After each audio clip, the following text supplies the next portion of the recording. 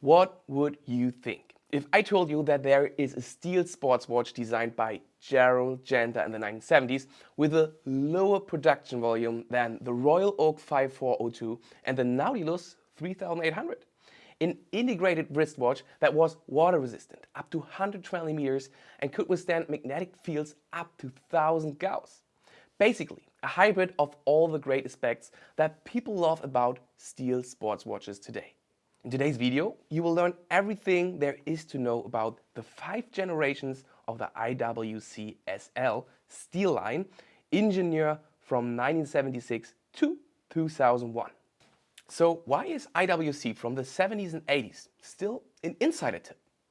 Well, people love their steel sports watches from the 1970s, but a small brand from Schaffhausen seems to be overlooked by most when it comes to the history of this genre.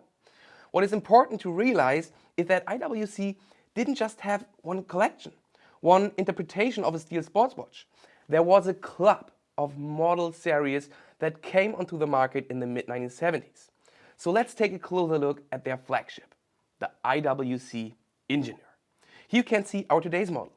It is the 4th generation of the Ingenieur SL with the reference 3508, which was produced only for 3 years in only 341 pieces. But how much do you know exactly about the Ingenieur SL, except that it is incredibly beautiful? We divide today's video into the following 3 categories: the general design, the different generations with all the references, and a conclusion. Now let's get to the first of the 3 points, the general design. The goal of the Ingenieur series was to introduce a novel and quite useful complication: anti-magnetic properties. A feature achieved by introducing a soft iron cage around the movement. A Faraday cage that can easily withstand 80,000 AM or 1000 Gauss. IWC introduced its Ingenieur line as early as 1954 with the reference 666. It's the same year that Rolex presented its solution to the problem, the 6541 mil-Gauss. In other words, IWC was clearly a flagship of technical watchmaking at the time. So we can consider this piece the grandfather of the SL Ingenieur. Here the original reference 666 AD Ingenieur with a wide pipe and slice dial and date. And the word Ingenieur on the dial reveals what this collection was all about. However, over the time the Ingenieur lost some of its popularity due to the introduction of another dress casual legend from IWC, the Yacht Club from 1967, and the onset of the quartz crisis in the 1970s, which meant a drastic change in the accuracy-based mechanical watchmaking industry. As early as 1969, IWC intended to redesign its Ingenieur series. However, it took another 5 years and the spirit of a now legendary watch designer to actually implement the project. In 1974, 20 years after its introduction, IWC commissioned freelance designer Gérald Genta to design the new Ingenieur generation and several other designs. All of these pieces were to become part of the new SL, SL means steel line, collection. Eventually, the new Ingenieur was launched in 1976 as reference 1832. And the design was vastly different from anything we had seen from IWC before. But of course, in the inside, it is extremely Genta-like. An all-steel integrated bracelet, an oversized steel sports archetype that is just as modern today as it was in 1976. The SL Ingenieur came with a 38 mm cushion-shaped case and 5 holes in the bezel mean for screws, all randomly aligned. All of these pieces also feature date windows, index hands and baton hour markers. And one of the coolest design details, a graph paper dial texture on several of these pieces. As you can see in this wrist shot, this iconoclastic graph paper structure on the dial of so many Ingenieur SL models really stood out. It was IWC's way of making it clear that these models were intended for professional scientists. Rolex with the Milgauss had these crazy second hand. So you decide who did it better. So let's move on to the second point of today's video, the different generations, also known as the reference guide. This table shows an overview of all IWC Ingenieur SL watches between 1976 and 2001. The reference 1832 was the first of 5 generations of the vintage Ingenieur SL line. The so-called Jumbo was produced from 1976 to 1984, followed by the Skinny from 1983 to 1986, the Skinny 2.0 from 1985 to 1989, the 500,000 AM, our current model, from 1989 to 1992, and the last but not least, the officially certified chronometer from 1993 to finally 2001. All these models followed the design created by Genta and resulted in an illustrious 25-year production period during which not too many of these legends were made. Let's now take a closer look at each reference, starting with the first one, the Jumbo. Specifications, movements and prices. Let's start with the specifications. We have already discussed the general design and layout of the 1832 and its gold sibling, the 9232. But there are a few more details to mention. The first series with both automatic and quartz movement was much larger than the later versions. 38 mm in diameter, 12.5 mm high and a weight of 155 grams of the finest steel.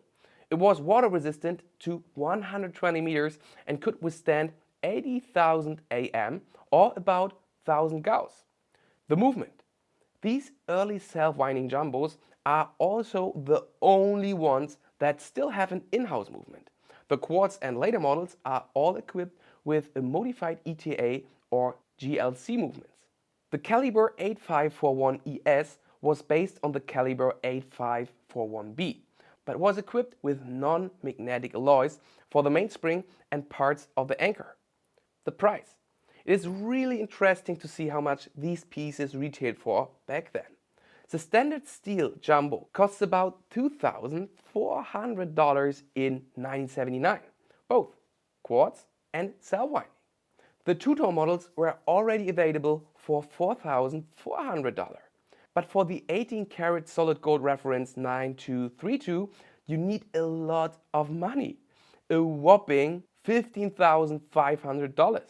By comparison, in 1980, a Rolex Milgauss reference 1019 costs about $725 and an 18K gold Submariner 1680 costs about $8,950. There may be a reason that fewer than 1,000 first-generation Jumbo Ingenieurs were ever produced or sold. Moving on to the second generation, also known as the Skinny. Let's start again with the specifications. In 1981, IWC introduced the second iteration of the Ingenieur SL, initially with quartz movements and then with a 375 self-winding caliber in 1983. The second generation was significantly lighter than the 1832. These second generation watches and all later ones had a diameter of just 34 mm, a height of 8.8 mm and a weight of only about 105 grams. That is why these watches were called Skinny Ingenieur. However, the lower size also led to a reduction in the anti-magnetic properties, as the second and third generation was only resistant up to 40,000 AM or 500 Gauss. Production. It is very difficult to say how many second generation Ingenieur SL watches were produced, but based on research and availability, the number is probably lower than the total production of the third generation with 800 pieces. The bracelet. With the introduction of the second generation of automatic Ingenieur SL, the bracelets of the collection were also updated. The Type 1 bracelet had flat links, as seen on this reference 1832 on the left, which became raised Type 2 links on the reference 3508 on the right. Let's move on to the third generation, also known as Skinny 2. But what's the difference? Well, the Skinny 2 is indeed very similar to the original Skinny.